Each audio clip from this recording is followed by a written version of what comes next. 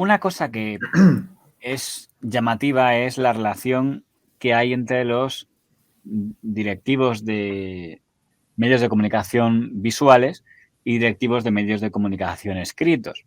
O lo que viene a ser lo mismo, los jefes de los canales de la tele y los jefes de la prensa.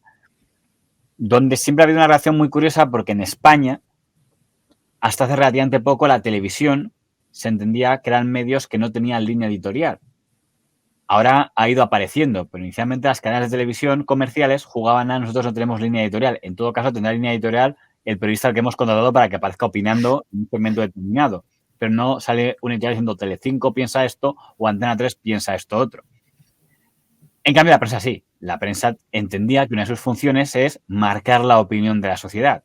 Por tanto, el editorial del País, el editorial de la ABC o el editorial del Mundo han formado parte y posicionando en cada campaña electoral, etcétera.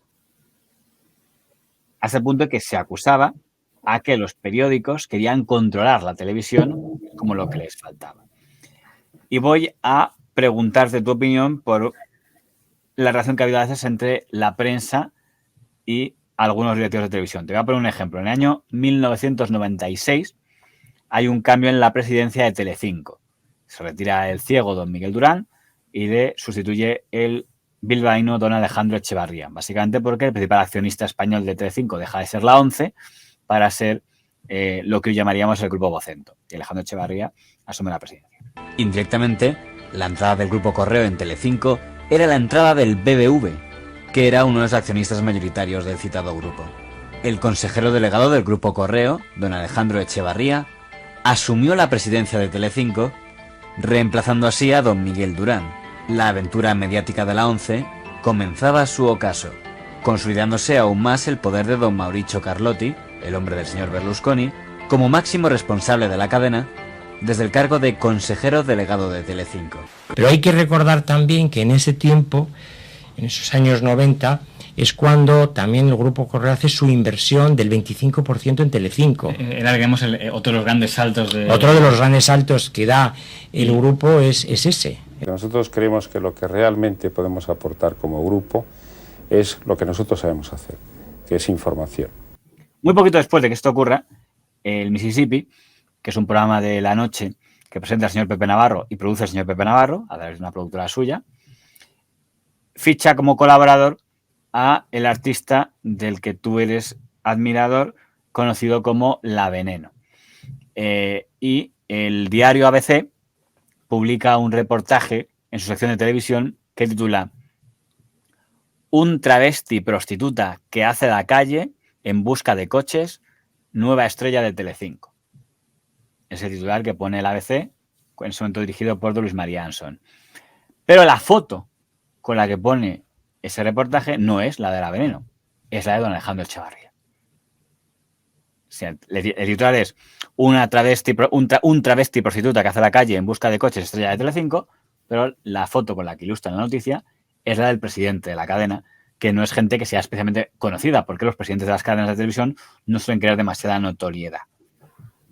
Es curioso porque podrían haber puesto la cara de La Veneno, que es a quien me dirigió la crítica, o la cara de señor Pepe Navarro, que era el director y productor de Late Night, pero escogen poner la cara del presidente de Telecinco, como quizá la mejor forma de asegurarse de que a él le llegue el tema, por si acaso no es consciente de lo que... ¿Tú crees que para que le llegue? No, es para asociarle. Mira, primero de todo, no es un travesti, es una transexual, hay una diferencia, ¿vale? Entonces... Quizá en el año 96 no tenían clara esa diferencia. Bueno, pues ya, pero si eres periodista y no la tienes clara, pues a lo mejor te tienes que documentar. Yo entiendo que alguien de la calle o alguien con un nivel cultural menor no lo tenga, pero si, repito, si eres el director de un periódico, si eres el que hace el editorial de toda una ABC, creo que tienes que tener la cultura suficiente para saber diferenciar entre un travesti y una transexual. Es académico de la lengua ahora, así que supuestamente algo debería saber del lenguaje, porque sabes pues que entonces, está la Real Academia Española de la Lengua. Pues entonces, pero lo que buscaba es el apelativo, porque lo de prostituta que hacía a la calle, llámalo X, era realidad, es verdad,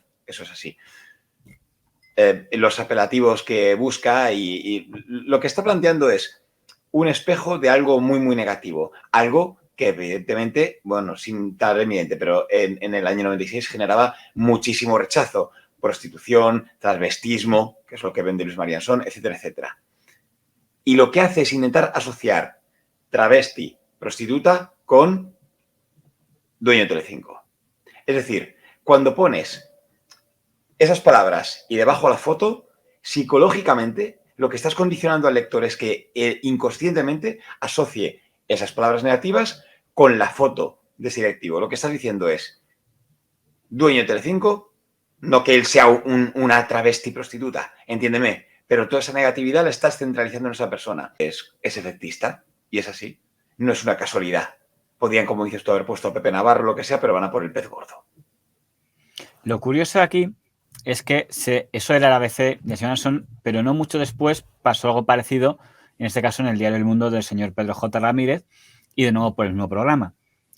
En un momento que había una tensión política muy fuerte, entrevistan al señor don Felipe González en TV3 y le preguntan qué opina sobre el director del Mundo, don Pedro J. Ramírez, a lo que el señor González dice que le parece que en cualquier sociedad democrática hay que soportar que exista un porcentaje de canallas y que el que dirige el mundo es uno de ellos. Yo creo que en toda sociedad democrática tiene que haber un porcentaje de canallas y me parece que eso hay que tolerarlo y hay que saber convivir con algunos canallas. Lo que no podemos es perder la autonomía política para decir que hay canallas. Y el señor que dirige el mundo es uno de los canallas. Un canalla y tal. Entonces, el señor Pepe Navarro se hace eco de lo que ha dicho el señor González y dice, pues vamos a preguntar en la calle qué opina, y manda a un reportero a preguntar a la gente cómo de canalla considera al señor Pedro J. Ramírez, si es muy canalla o poco canalla. ¿Le parece que un expresidente del gobierno puede hacer estas declaraciones? ¡Llamar canalla! Por supuesto que diga Felipe, señorita. Es que eso lo sabe todo el mundo, pero bueno, es que vamos a comparar a Pedro J. con Felipe González. Hombre, por favor. Felipe González es un presidente de gobierno serio, joder. Por favor, que eso no hace falta que lo diga Felipe, que el que sabe de dónde estamos y de dónde venimos, lo sabemos todo el mundo. Lo sabemos. Yo no tengo esa desgracia de leer el mundo, por favor. ¿Cómo voy a leer el mundo? ¿Usted, señora del periódico de vez en cuando, qué le parece Pedro J? Muy fatal, a mí no me gusta nada. Es un sinvergüenza, de marca mayor. Y lo digo pero con conocimiento de causa. Como ven, el ambiente está muy encanallado sobre este asunto. Pero eso no le gusta al señor Pedro J. Ramírez, y si el señor Anson en su periódico ABC había publicado una página, un reportaje en la página de televisión, eso también lo lleva ya a su página editorial, que en el caso del Mundo es la página segunda, y el editorial se titula Alejandro Echevarría se acuesta demasiado pronto. De nuevo la foto no es el señor Pepe Navarro, es Alejandro Echevarría por segunda vez, y el titular es Alejandro Echevarría se acuesta demasiado pronto, que es como decir, entendemos que como el programa se emite de noche, el señor Echevarría no debe ver lo que está emitiendo su televisión y no se ha dado cuenta del grado de degradación al que está llegando su televisión. Entonces, claro, el artículo en teoría es como un elogio, como decir, sabemos que no es culpa tuya, porque tú te debes acostar muy pronto y no ves lo que emite tu televisión en el night, pero supongo que la intencionalidad del señor Pedro J. Ramírez era otra, y no tengo ninguna duda que el editorial era suyo. Claro, pero vamos a ver, no es tonto Pedro J. Ramírez, y es una forma de plantearlo, como tú dices, no le estás insultando, estás poniendo simplemente es un titular que dices, acuesta demasiado pronto, piénsalo como quieras o lo que sea. Lo que está diciendo básicamente es que no controla, que no tiene el control de su propia cadena, que es tan nefasto o tan malo que no puede controlar lo que está pasando, y que si fuera alguien responsable sería consciente. Evidentemente él sabe que él lo está viendo, él sabe que lo que se dice en el Mississippi, él sabe de lo que está pasando, es decir, no está pensando, oye, date cuenta de lo que está pasando en tus programas, que es que no lo estás controlando, tienes que mirarlo. Es una forma de decirle directamente, no está asumiendo responsabilidades que debería estar asumiendo sobre los programas que se emiten. Y ya está, es así. Como te digo, es hacerlo con cierto estilo. En este caso, bajo mi punto de vista, totalmente lícito por parte de Pedro J. Ramírez y con bastante más estilo que Anson, sinceramente. Te voy a decir que le pregunté por esto al propio señor Echevarría y lo que él me dijo es que recordaba perfectamente aquellas notas y que le parecía que eran intentos de estos dos por controlarle. Sí, el sindicato del crimen. Entonces estos lo que querían, o lo que pretendían, era controlar no solo sus medios escritos, sino influir y controlar los medios televisivos. Y por eso se lanzaron, cada uno por su lado, pero vamos, de más o menos de común acuerdo, a ir a por Telecinco, porque consideraban que era el que podía tener mayor importancia en el futuro. Lo que pasa es que lo que querían era ir de paso a deteriorar al grupo Vocento. ¿Y tú crees que es la manera de poder, quiero decir, por parte de Anson, quiere controlarle? ¿Cómo crees que la manera es el hacer ese editorial totalmente capcioso? Es que es algo que la gente ahora no puede entender. Quiero decir, cualquier cosa que ponga hoy en portada o en una página editorial en El Mundo, incluso El País, aunque El País todavía tiene un pelín, aunque poco, aún le queda un pelín, pero es el único que le queda un poquito, afecta poco en cuanto a la estabilidad de un medio.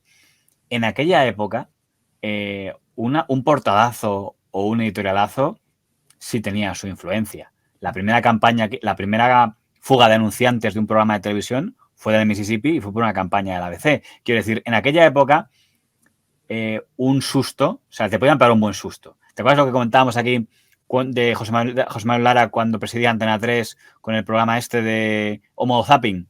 Sí. Todavía era como, uy, no quiero llevarme mal con estos. Haya paz. No sigáis contra Pedro J. Eso ahora no pasaría. O sea, ahora, ¿tú te imaginas que Maronda dijera, voy a sacar mañana 2 páginas contra Mediaset? ¿Qué? Ahora ha cambiado todo.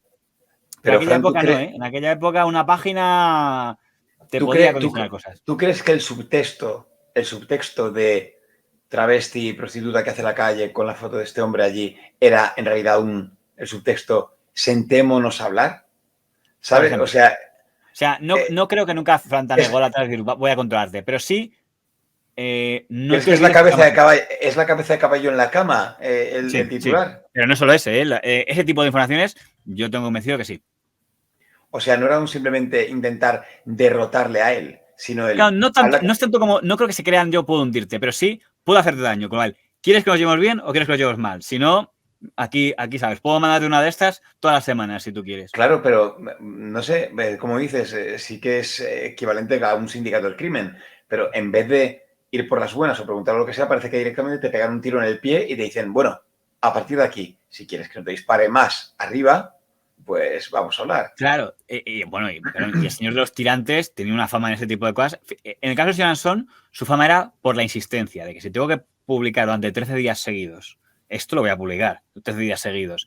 Y en el caso de Pedro J es más, si tengo que contratar a un detective privado que me cuente algo secreto de que algún chanchullo que tengas tú, me voy a enterar, ¿no? O que no me entere, que lo voy a sacar.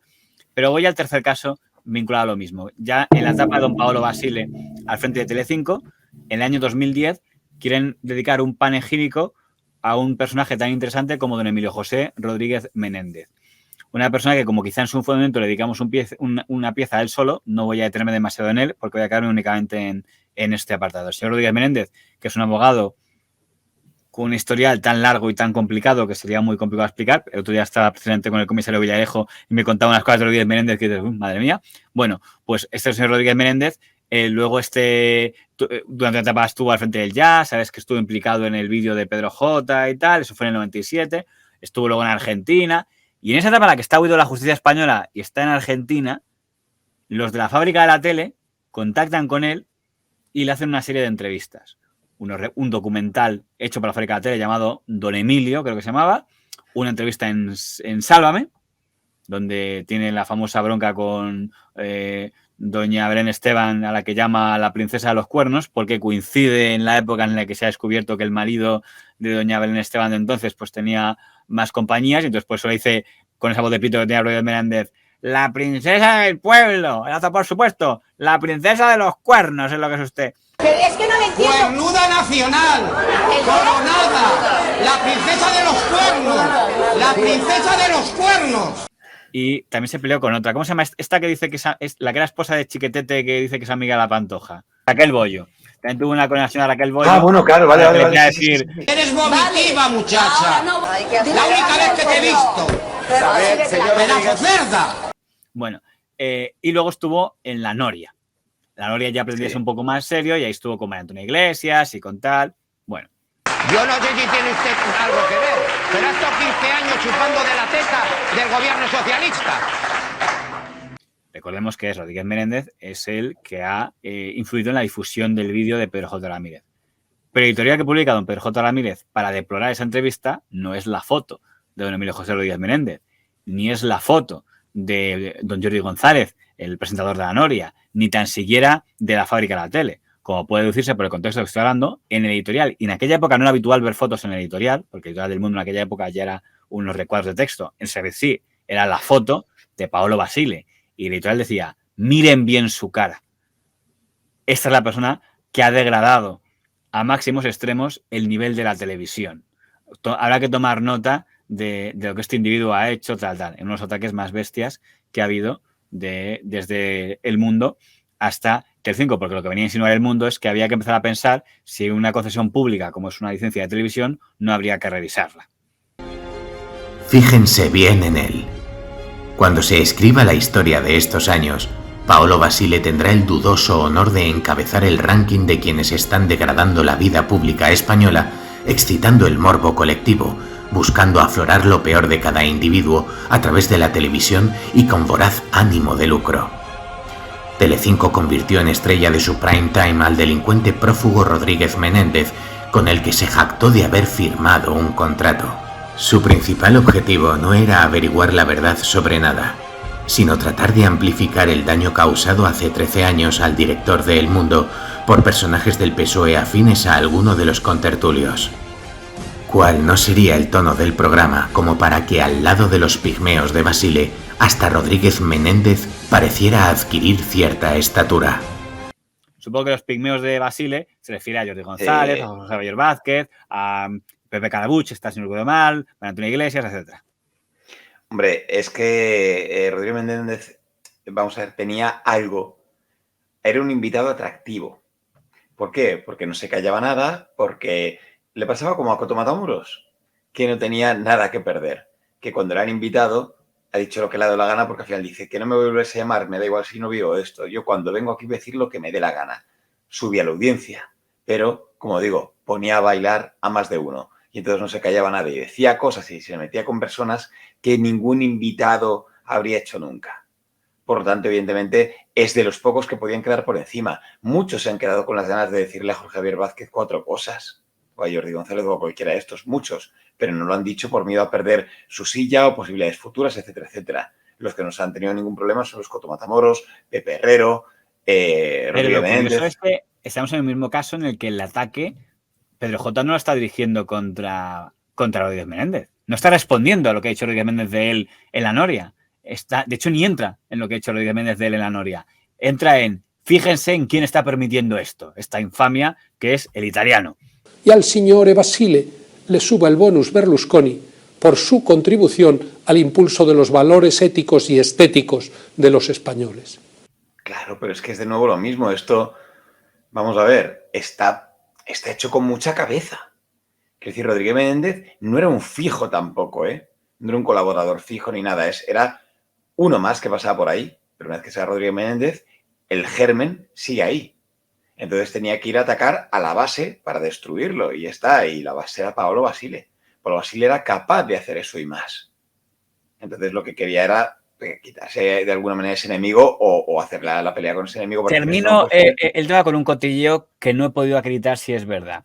Don Alfonso Merlos, que en ese momento ya colaboraba con Mediaset y luego colaboraría aún más porque llegaría a ser copresentador de un programa, me aseguró, cuando pasó eso, que el plan que tenía La Noria, de don Jordi González de la fábrica de la tele, iba un paso más, que era sentar en La Noria a la señora Exuperancia Rapú, que si no sabéis quién es la negra, la señora guineana del vídeo de Pedro J, que Rodríguez Menéndez grabó o tuvo algo que ver, por lo menos con la difusión. No quiero entrar en qué papel tuvo él, pero que antes es el que se encargó de mandar la cinta a todas partes.